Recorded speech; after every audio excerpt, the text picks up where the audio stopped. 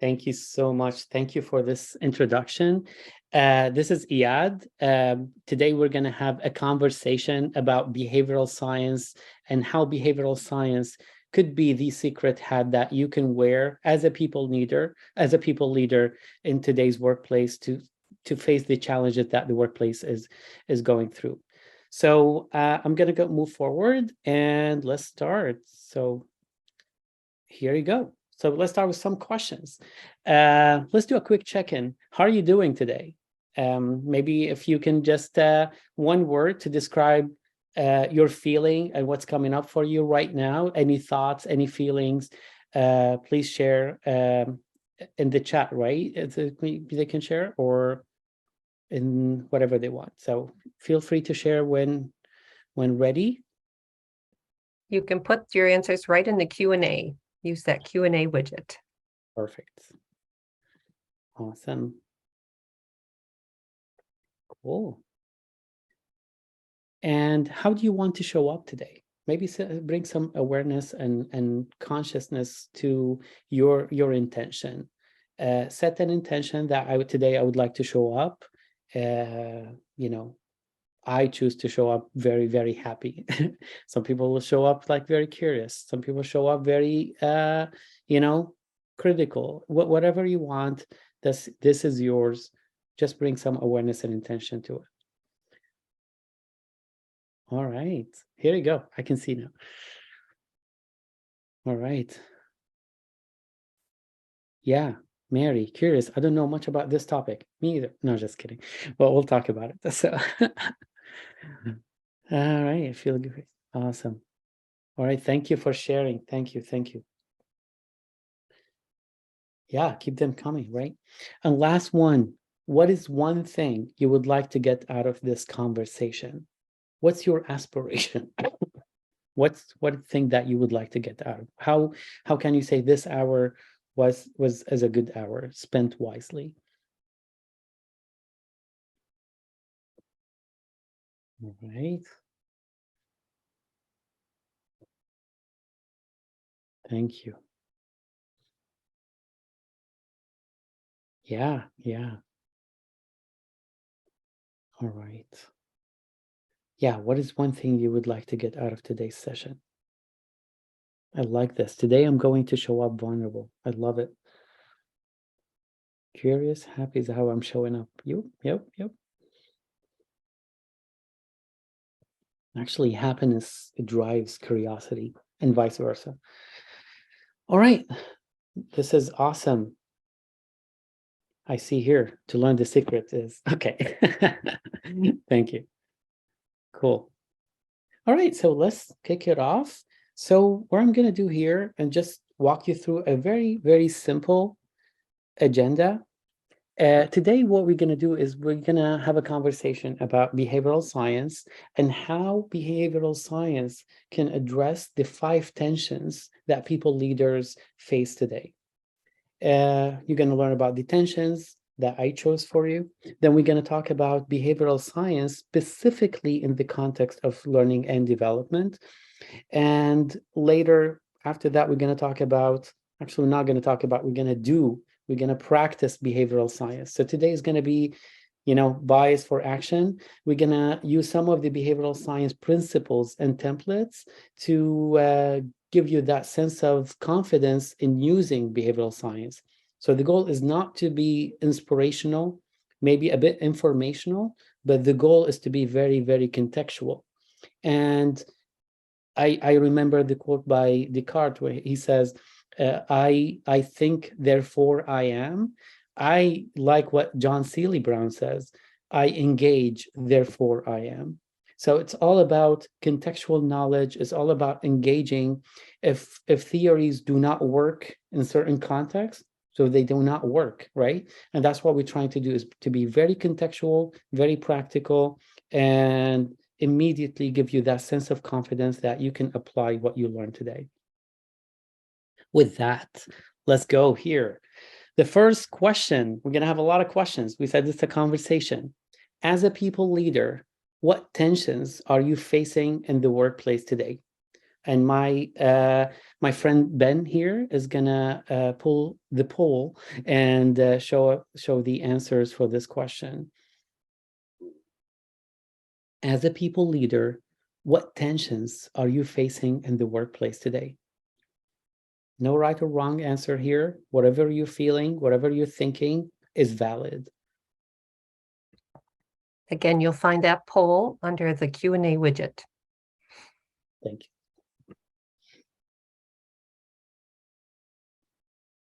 All right.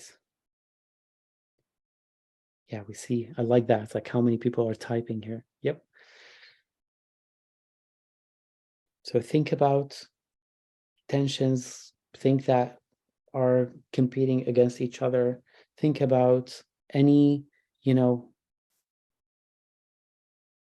substitution relationship between choices. Cool. All right, burnout. Ooh, big one. Organization goals, burnout, employee burnout. I see it a lot here. Lack of urgency to problem solve. Fear of economy. Yes. Uncertainty. Oh, that's a big one. So, you know, the size of the word represents how many people mention the exact same word. Tough, retention, communicate, more deliverables, less resources. I like that. This is how I was hoping that you would put it in this format, is like a, you know, competing forces, right? More deliverables, less resources, for sure. Personal lives coming to work, into work. Yep. Yeah, this is awesome. Awesome. Keep them coming. Yeah. So you can see the themes, right? Trust issues, communication, economy, uncertainty. Yep. That's exactly the world we live in. We agree. All right. I like that. Yeah, we can move forward.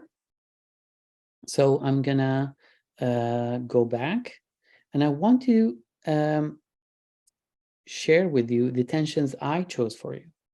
So here are the tensions that I collected from different sources, from my personal experience, and from asking people, leaders, about what, when you think about attention in the workplace, something that if you want to do it this way, that's going to be competing with another way of doing it.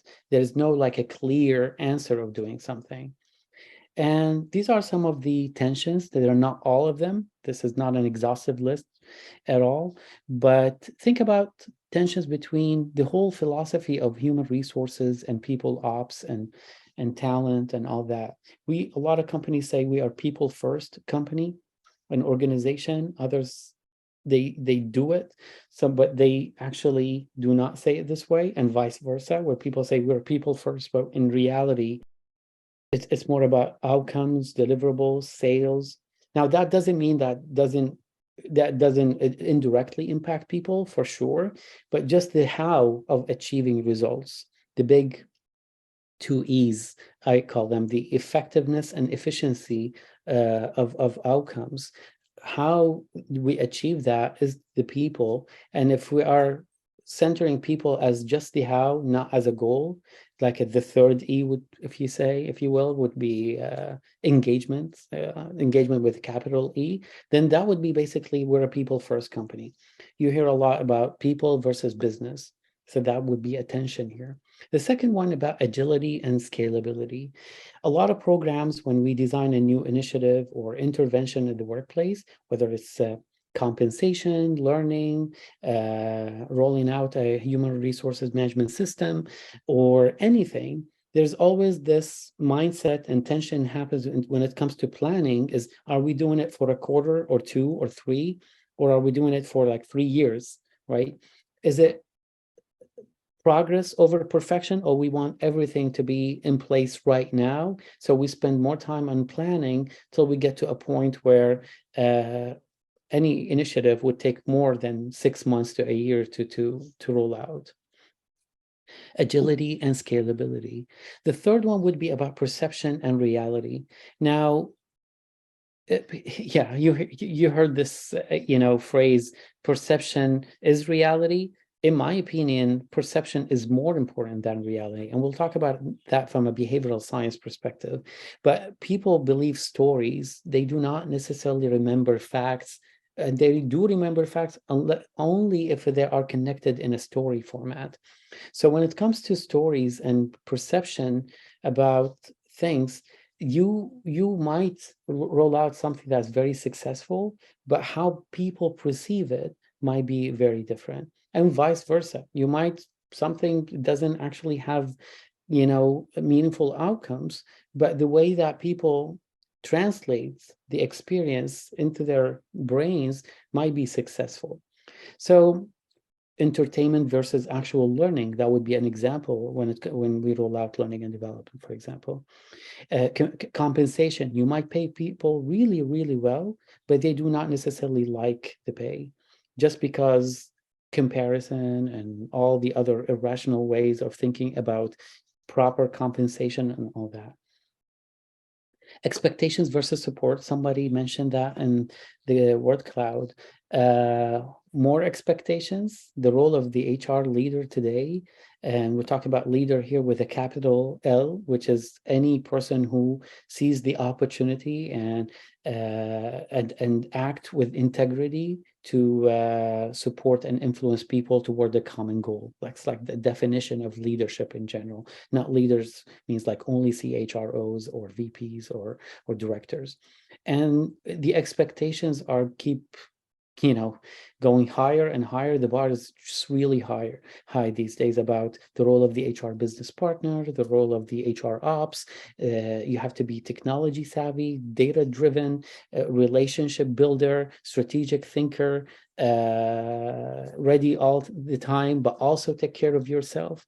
So expectations, global thinking, and support. We see less support. We hire 10 engineers or 50 engineers or 20 salespeople, but not necessarily one HR professional. And we're always talking about ratio, 1 per 100 or 1 per 200 or 300. So it's becoming really, really challenging. And last one is about data and intuition. How many times you heard we are data-driven company, right? Data is how we make decisions. But when it comes to reality, the percentage of the data we use compared to the data we collect is, there is actually research on that. And numbers on, I can't remember the numbers, but it's about a scary ratio. It's about like 1 per 100 or something. So every data point, 100 data points we collect, we act on 1 data point from those 100. So one of our advisors at Sounding Board, he coined the term data fed or data led. Our founder, Lori, also calls it, are we data driven or data informed? That said, though, data is not the solution for everything. Sometimes we know what the right thing intuitively. We can support it with data, back it up with data, but sometimes even spending time on collecting the data is going to have more negative impact, or it's going to cost more than actually just start with intuition, building something, then later understand how it actually works. So this competition between data and intuition is gonna last for a while. All right, so forward with this. From this list, which is the most challenging to you? From this list of the 5 tensions that I just shared with you, which one is the most challenging? And this is another poll, so waiting for you to chime in here and see what you think.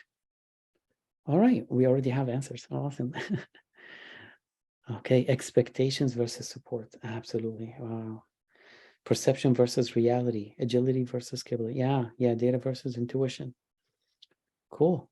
So how do we manage the expectations? How do we leverage more resources? How do we get more support?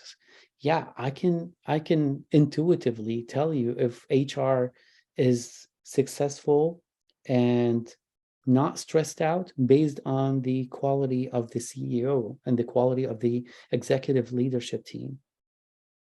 But that's because, and when I say quality, we're talking about quality of their leadership and how much care and interest and commitment beyond just interest they put into HR and people ops. Absolutely. So almost half of the participants here would say expectations versus support. Thank you. 25%, almost quarter, perception versus reality. Yeah, yeah. Thank you. Thank you for sharing. Let's move forward. So let's go here. Yeah, no, this one. Yep.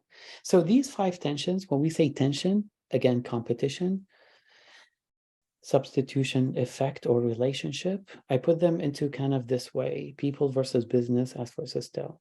And if you think about it as a seesaw, one, if you do one more than the other one, would be imbalanced. So the fulcrum, the central point here is the structure. What we need to have is structure in place, not culture, but structure. And we'll talk about in a second what are the difference between the two. But we need structure in place to help us create that balance, that equilibrium effect.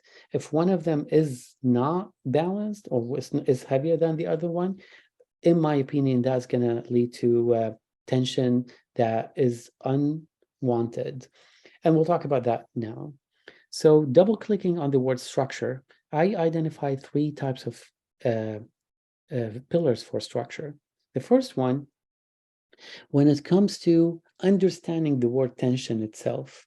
Now, if you think about tension, the first thing that comes to mind is highly relevant to how you use the word tension. So again, it's very contextual. If you ask someone who studies physics, the first thing that comes to mind probably something about tension between materials, right? And the actual tension. But the word tension could have something politically have really could have a really negative impact. Maybe the word tension has a positive definition. So I identify two types of tension. There's the productive tension and the negative tension. And the first pillar of the structure we're talking about is reframing and redefining the word structure and redefining the word tension. So structure is the underlying systematic approach to solving organizational and workplace problems. And problems here is used in a positive way. And the word culture is the visible behaviors and relationships and norms between people. Now, culture is very hard to change and takes years and takes a lot of effort because it's very interdependent in nature. But when you think about structure, you can start seeing similarities and connections and patterns and trends that when you impact, they are like the bones of your building. When you impact the systematic approach of solving problems in a positive way, that will predict how your culture is going to be shaped or informed. So what I'm looking for here is rethinking the word tension. Tension is a good thing if you have it controlled in a positive way.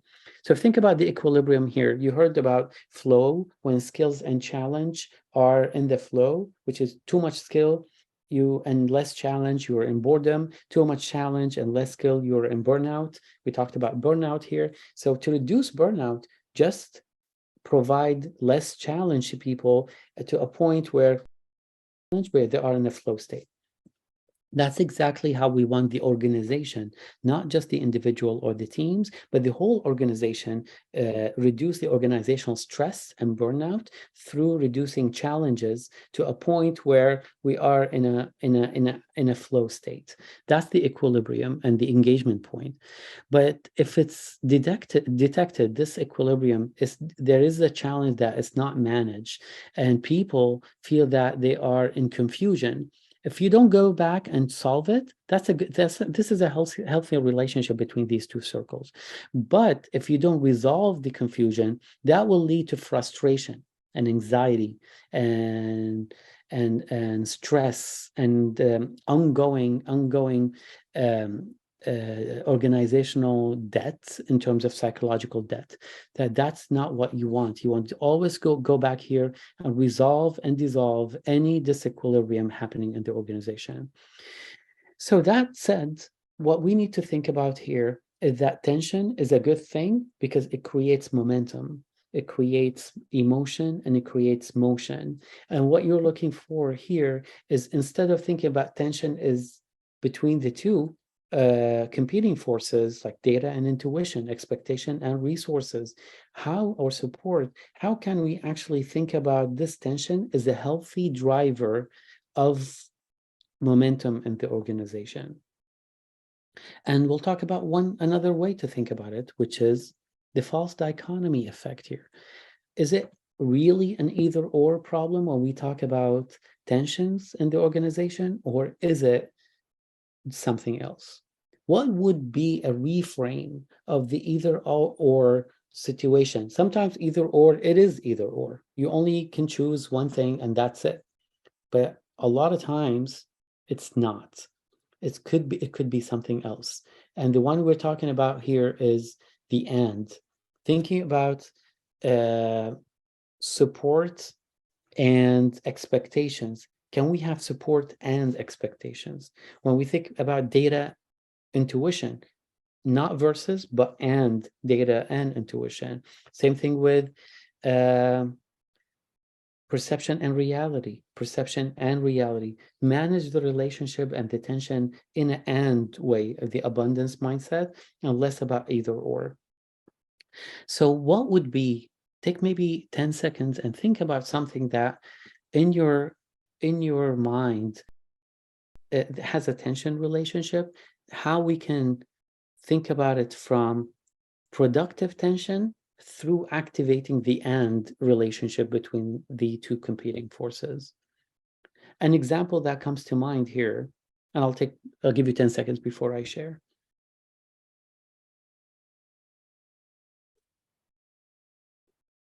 An example that comes to mind here would be data and intuition, for example, is that we delay our intuition till we have 3 data points. Then after that, if we have 50 to 60%, sorry, 50 to 60% confidence, we go and fill the gap with our intuition and expertise. That would be a really, really good strategy to think about the and relationship between data and intuition. Make sense? So moving forward, the last one is about behavior. The last structural element is about behavior. It is basically what this is today's focus in the next, 30 minutes is going to be about how you think about behavior in a different way. And we use the word behavior a lot, so we get to a point where we use it even if it's not meant to be a behavior. We use something else. It's like the word has too many meanings to a point where we don't actually use it wisely. So that's what we're going to focus on today. So the 3 elements we just talked about is reframing the word tension, reframing the relationship between 2 competing forces, and reframing behavior. And that's what we're going to talk about today. Is instead of thinking about symptomatic solutions, you hear every single day in HR, there's too much noise in HR, too much noise in the workplace today. Quiet quitting or quiet firing, or great resignation, or great reshuffle, or great comeback, or hybrid versus e-working versus, we always hear a lot of terminology that we don't know. We can't keep up. We can't keep up with what's happening. And our role as human beings is not to read everything written about everything, right? That's not how our brains work. Our brains are designed to be, curiosity, and there are a lot of possibilities, but we're not designed to have everything in our brains. This is not like a vessel to put everything in it. So that's kind of how I think about it, about how we can be very intentional in a very noisy world. What is the signal that we can use to help us be more intentional in our work, reduce our stress as human resources professionals, and increase and improve goals and performance in the organization.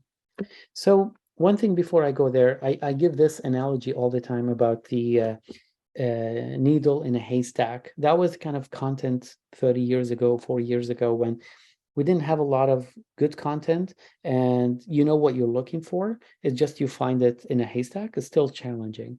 But today we're talking about needle in a pile of needles. It's everything looks great. When we ask for a learning management system, we find like 20 vendors. They all look the same. They all have the same interface. They all do the same integration.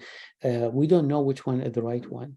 And we know if we have too many choices, this means more decision making, and more decision making drains your battery quickly.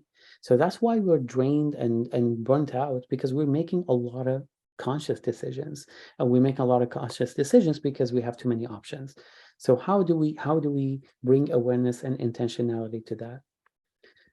Which leads us to behavioral science. So now I'm going to give you some, background of behavioral science for the next like 3 to 4 slides. Then we're going to activate the practicality of it in the context of human resources and today's workplace. Okay, so let's talk about minds. So our mind, you probably heard of that the brain or the mind is defined is the kind of, you have two systems in your brain, the system 1 and system 2. So if I ask you what is 1 plus 1, whatever happens in your brain is a system 1, which is basically the fast, automatic, intuitive autopilot in your brain, that you think about something without knowing how you thought about it, and immediately you give answers or do a behavior. This happens 90% of the times in your day-to-day life, which is awesome if you think about it. Why? Because again, back to the point, making decisions is very costly. It takes a lot of your resources. That's why our brain is designed, sorry. Our brains are designed to economize on energy. If we make conscious decisions in everything we do in life, then conscious decision, that's going to drain our battery very, very quickly. System 2 is if I ask you, what is the, what is 1.6 times minus 0.9, right? Whatever happens in your brain, even if you're really fast in thinking, whatever happens in your brain at that moment is the system 2, which is logical, deliberate, effortful, intentional. So that's kind of how the brain works. Now, a lot of people think about that they're balanced, even if you're a logical thinker, but too much thinking, system 2, is actually not a great thing, because that would lead to overthinking. And too much system 1 at the expense of system 2, when you need to make decisions deliberately, like hiring someone or changing the outcomes of a project, or running for a campaign, or some things like that. These are conscious decisions because they have a lot of consequences. So think about this analogy, that the conscious brain or conscious mind sits on top of the unconscious mind, and the unconscious mind is the elephant, and the conscious mind is the person who sits on the elephant. And look at the size, how we make decisions all the time. The goal is to make sure that the conscious mind leads the unconscious mind. Otherwise, you go into kind of, absent mind kind of state, or addiction, or autopilot, or doing things out of habit, not out of choice and intentionality. So why this is important? Because we make decisions this way. Now, when we bring consciousness and awareness to a decision or a behavior, an aspiration, then we start thinking creatively and use our curiosity, and then we can draw from data and science to help us make more informed decisions. So what is behavioral science in general? Behavioral science is imagine it as like a toolbox of multiple sciences, and they interact with each other in a very sophisticated way with the goal of driving humans' behaviors and understanding how those behaviors actually happen. And how do we do that? Well, through systematic experimentation. We just talked about that we're not necessarily interested in the symptoms, but interested in the symptoms, but we're interested more in the underlying factors and systems that will lead to certain behaviors. And why do we do that? Well, the goal is to actually understand and predict and influence personal and individual and social and group well-being. And the way we define well-being is a kind of anything that the integrated framework of all things happening in your life, right? Beyond just happiness, even beyond meaning, talking about all different aspects of well-being. This is awesome. Plus some historical background, but very quickly. So just to clarify some terminology. So imagine, old economy, the neoclassical models of economy, when the rational way of thinking, if I give you $10 and $20, the rational mindset will choose the $20. But it turned out that this is not true. Humans make rational decisions, but in a conditional way. If they perceive something that it's going to go away, even if the $10 is not it's not going to stay, they will choose the $10 over the $20 just because there are these biases and heuristics happening in the brain. Famous economist who won, he's not an economist, actually a psychologist, Dan Kahneman, who wrote the Thinking Fast and Slow, the first psychologist who won, I think the first one who won a Nobel Prize in economy. They call him the father of behavioral economy or behavioral economics, who works at the intersection of psychology and economics, the impact of psychological theories and biases in making decisions that has, impact to the economy, right? Now we move forward where in the 2010s, so the numbers are shifted a bit here, talking about it got a bit complicated. This model of just psychology and economics is not sufficient. We're seeing that we need to understand what's happening in your brain even deeper. So, psychology is not one field, it's multiple fields. We're talking about, social psychology, neuropsychology, clinical psychology, organizational psychology. So multiple sciences interact with each other. It got a bit really complicated here, which is awesome. Because we live, and you mentioned the word uncertainty, we live in an uncertain world. So if you see to the left here, in the complexity part, this is, when I hear the word uncertainty and complexity, we always lived in an uncertain world, right? But now it became really, really complex. So you probably heard the term VUCA, volatility, uncertainty, complexity, and ambiguity.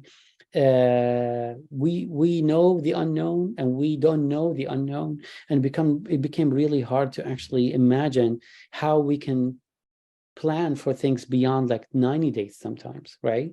So think about this complexity factor here and how it's driving the science and behavioral science. The more complex the problem, the more complicated the problem, the more ambiguous the problem, the more complex the solution, the model. And that's how behavioral science is becoming more and more dominant and relevant, because it's adaptable to the scenario and the context. However, what happened is that in research, especially in psychology, where you have what we call the weird problem, the WIERD, which is most of the research happen in psychology happens actually with certain types of characteristics and demographics of the participants in those research. Western and industrialized, educated, democratic societies, right? So this is where you need to kind of think about that. Most of the research will say every day we hear something that is contradicting with something else, because you cannot replicate the study. And the reason is it's very contextual and the context problem. So context really, really matters when it comes to social sciences, and matters even more when it comes to behavioral science, because you cannot generalize your findings or hypotheses to other population. Whatever happens in San Francisco, California here is not necessarily true if you think about it in, for a tribe in Africa. They're two different characteristics, and that's how we think about behavioral science now, as a culturally evolutionary perspective. Cultural evolution really happens in a important but also sophisticated way that even biology, changes over time, genes, even culture. We inherited a lot of thousands of years of culture. So how culture drives behavioral science, this is the new wave of behavioral science, what I call it behavioral science 2.0, is that multiple sciences beyond just psychology. You have anthropology, you have sociology, you have theories of learning and instruction, you have theories of management and leadership. All those sciences together interact in a way to provide very contextual, replicated findings and hypotheses that could help humanize the workplace. So I'll stop here, see if that resonates with you a bit. All right, so why okay, so we talked about context, and context really matters. What is our context? Well, the context here is the workplace. And you can define even more a narrow scope, like the workplace and leadership. And we talk about leadership and leadership coaching, right? Or we're talking about the workplace and hybrid work. Totally different behavioral science tools you can draw from different sciences and borrow from that to achieve certain and desired outcome. So we're studying the employees' behaviors. And if you're studying leadership development in the workplace, you're studying leaders' behaviors. Through systematic experimentation, the same process, but the who in the equation, the variable, is leaders, teams, employees, and organizations. And the goal is to actually humanize the workplace and optimize the workplace. The more we care about employee development and effectiveness and their sense of autonomy and agency, the more we're likely to see what we're looking for: productivity, performance, and so on and so forth. So now that will take us to part two, is how we can actually use behavioral science in a way that would help us, for example, in learning and development. So this is an example where you've probably seen something like this, a version of that, where we have activities, then we have immediate results, then we go to the impact and outcome. International organizations like the United Nations, they call this the logical framework. It's just, what is the activity, what is the output, what is the outcome, and the impact. The problem is with these tools, that it's not the tool itself, is that how it's used and how it's contextualized. So most of the times, because of the cost of evaluating a program, we stop at the outputs. We stop here at on the output. So how many people attended the program? What is the number of people who got benefited from this program or got the value? How do we measure that, right? So more specifically about the immediate payoff of the program, but not the long-term outcomes and impact, because it's harder. The more intangible, the harder it gets. You probably have seen this, like a Kirkpatrick model, which is a 4-layer model. It's an old 50-year-old model, and it's very well known. And for people who do not work in L&D, they probably have seen this, or some of them will see this for the first time. But it's a very dominant old model in learning and development. A lot of people criticize this model that it doesn't work this way. My personal opinion is not about the tool or the model anymore. It's about how you utilize the tool. Tools are neutral. And you can make them even more useful by contextualize them and make them tailor them for certain contexts. So let's say we just had a manager training program for 30 managers from different teams. And after the program, we ask them about their opinion, and we send out a survey, NPS, CSAT, and all those things. And after that, we say, yeah, the program was successful. 70% of the people said they strongly agree that this program was useful. So it's more like an entertainment evaluation, right? And I've done it multiple times. A lot of people use it. We care about reaction because we correlate that with other factors. But reality, if what we are caring for is beyond just reaction, right? We care about learning, how much they learned, cognitive learning, and they can show that behaviorally through answering quiz, questions post the training, right? Or answering things that they were not able to answer before the training and things like that. Now, here's the problem. Only very few companies and organizations go to the behavior level. And when we talk about behavior, now we're talking about really hard measurement, talking about different tools, different frameworks. We're talking about longer time periods, right? So behaviors is about basically what did people do with what they just learned. And this is a problem. This is a problem because it's going to require a lot of attention, intention, resources, expertise, patience. It takes a lot, right? You need to observe how people actually do work based on the training. You need to isolate other factors. You might need to do some, A/B testing or intervention and control groups and see actually the behavior that has been changing or changed because of the intervention.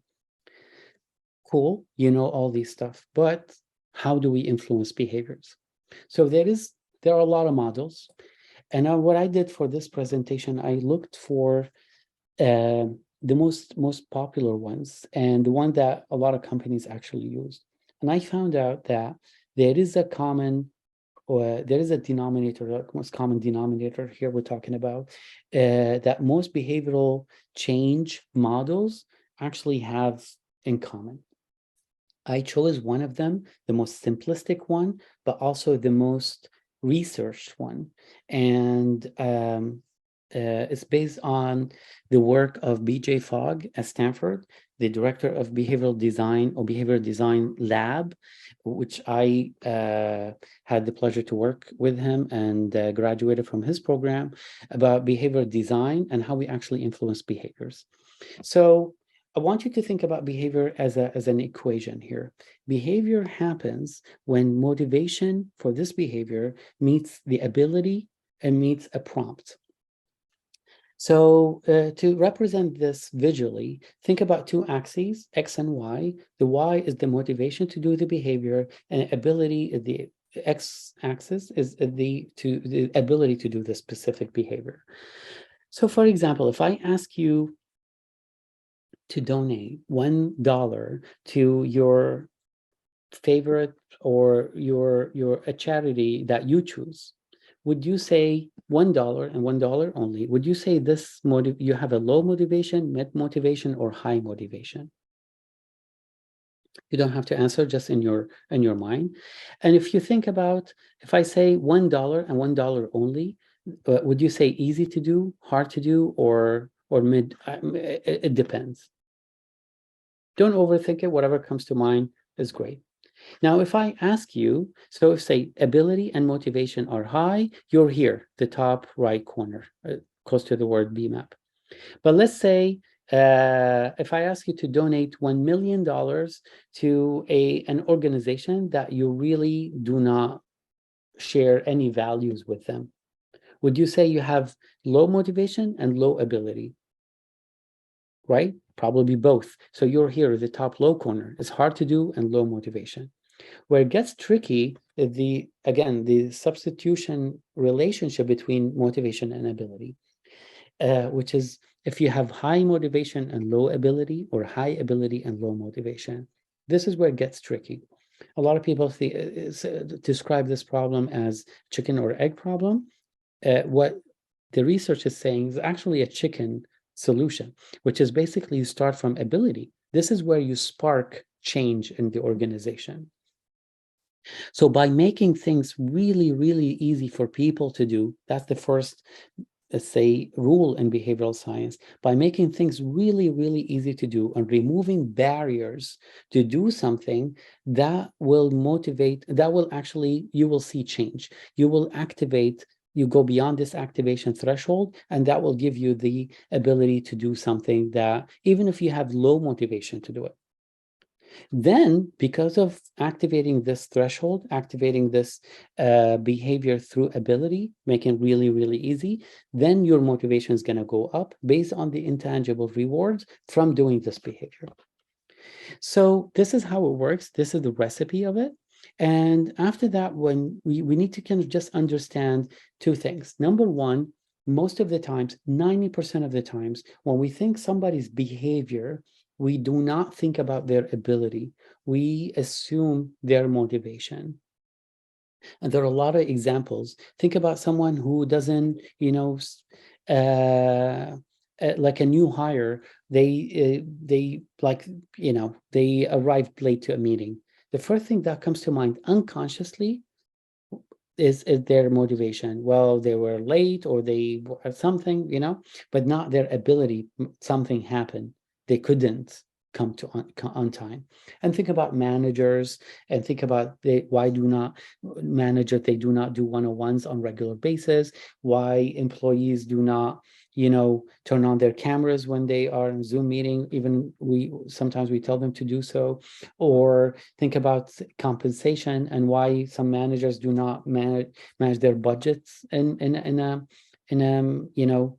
the way that it's expected. Think about all the organizational behaviors that we're looking for. So there are multiple ways of thinking about ability. If you double click on the word ability, it's there are different types: time, money, physical efforts, mental efforts, routine, like disrupting a habit or things like that. These are like multiple types of abilities. And the more you think about the ability part, the more likely you will reduce your own stress and think about the tension in a different way. And at the same time, you're going to go to the ability systematic approach of resolving that, not the symptomatic. So that will lead us to kind of, okay, how we can use a tool to help us with that. Now, we don't have a lot of time, so I'm going to dedicate the next 4 minutes to actually tell you how that works in real life. And we did it probably 30, 40 times already. So the first step, this is a model, again, by the same lab. They call it the behavioral science or behavioral design shortcut, right? So basically think about it this way. You identify an aspiration or a desired outcome, then you magic wand a large set of target behaviors. So let's say we want to revamp our onboarding program, okay? And your magic wand is a large set of target behaviors. Now, behaviors is not an outcome or an aspiration. Behavior is something that people can do or willing to do. There is a doing part, right? So maybe let's do like a very quick 1 minute. I think we have a poll question for this is, let's magic wand a large set of target behaviors, whatever comes to mind for 1 minute, just 1 minute, when it comes to a desired outcome we see in the organization. And let's say one of the outcomes, we want more support from the executive leadership team. Let's put it this way. That's an outcome. I don't think I've met any HR professional who doesn't want more support from the executive leadership team. All right. So let's put it this way. Let's generate in 1 minute as many as we can, large set of target behaviors that we want to the executive team to actually do, the behaviors to reflect this support. Okay. So if we can go to the here you go. Yeah, accountability would be, yeah, but that's not a behavior. Remember, accountability is an outcome or aspiration. We need a behavior, which means a very specific thing that people can and willing to do. And I will leave the last 5 minutes based on kind of today's session, we'll leave for questions and answers. All right, so as we wait for people to respond, we see people here are typing, remember that it's a process. It's not, it is science, but science that is not simple, it's not contextual, it's not engaging. This is not a useful science. That's why behavioral science is becoming more and more needed in today's workplace. And it's not a field of study. It's more about your commitment to make the workplace more humane, one behavior at a time. So, endorse initiative publicly, respond to emails timely. Yes, perfect. Commitment. Commitment is not a behavior. Commitment is an outcome. Give frequent feedback as a behavior. If you can make it even more concrete, that would be even better. Listening. What do you mean by listening? Maybe listening would be an outcome. If you narrow it down, that would be really cool. Endorse initiative publicly at town hall. Yes, thank you, Pailin. Awesome. Keep them coming. You got the point. Establish trust frontline employees. That's not a behavior. This is an outcome. You see, behaviors are things that can do to achieve a certain outcome or a aspiration. All right, we can move forward, but you got the point. So last thing is we crispify the target behaviors. We can put them in one sentence, and then we can do behavior matching. And this is a behavior matching, and I'm going to share all the resources and the tools that you can actually do it today. So you select the high impact and most feasible behavior. So let's say if we want to get more support from the executive leadership team, and what we're going to do is to propose a plan that requires a lot of budget and a lot of resources, financial resources, budget, headcounts, and all that. But this is not feasible. That's going to take a lot of time and approval and all that. But it's high impactful. So what we want to do instead is probably schedule 20 minutes every single week with a different leader and talk about what HR did last week and what they're going to do next week, and how we are approaching our quarterly OKRs, for example. That would be a behavior. We say, well, this is not feasible. Okay, how can we make it even easier? I can make it simple. Imagine this like submitting a huge budget and getting all the support is like running a marathon. What is 5K? 5K would be 20 minutes every other week and align with same leaders or different leaders on the goals of HR, right? That would be kind of a behavior.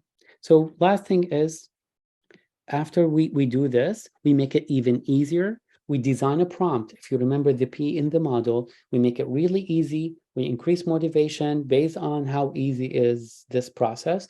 Then we design a prompt. When people are prompted, when they're not able to do something, that will create a negative impact. That's why the whole nudge theory is going through some tough times. That right now is you cannot, or it's not feasible and has a negative reaction when you nudge people who are not able to do something or they're not motivated to do it. But where they are able and willing to do something, nudging them and prompting them and triggering this kind of behavior is actually going to create sustainable behavior.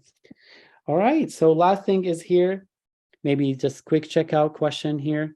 What shifted for you based on today's conversation? And what is one action you can commit to take immediately? This is for you. You don't have to share, but just think about what you shifted your mindset today about, and what is one behavior you want to take tomorrow. And this is a recap. It's not an either or sometimes, it's and. It's not about symptomatic. We're always going to hear, a lot of noise in this field. So it's about systematic approach of solving problems. And it's not only about aspirations, about behaviors as well. Thank you so much. And we have a few minutes here. I don't know if you would like to ask any questions or share anything you want. Thank you so much. Thank you so much, Iyad. If we will put your questions into the Q&A, if you have any. So quick question, one question. What's the most important facet of behavioral science that talent leaders really should know?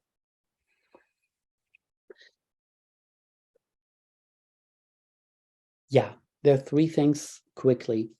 help people feel successful in doing what they're doing. Because when they feel successful, that will make them do it more and more, and make it really easy and help them do something that they already want to do. So these three together, these are the kind of the foundational elements of behavioral science. Excellent. Should we be trying to manipulate talent behaviors? The word manipulate has different meanings. The manipulate a variable is actually a really good thing, but manipulate in terms of, deceiving, no, of course not. All right. I think we are just about out of time today. So let me wrap it up. Thank you so much for all your insights today. A lot of things to think about how we can apply this to our own work. So thank you again for your input. Just a reminder to HCI members, today's webcast has been approved for HRCI and SHRM credit, as well as for HCI recertification. Your credits for attending this webcast will soon show up in your My HCI profile under the transcript tab.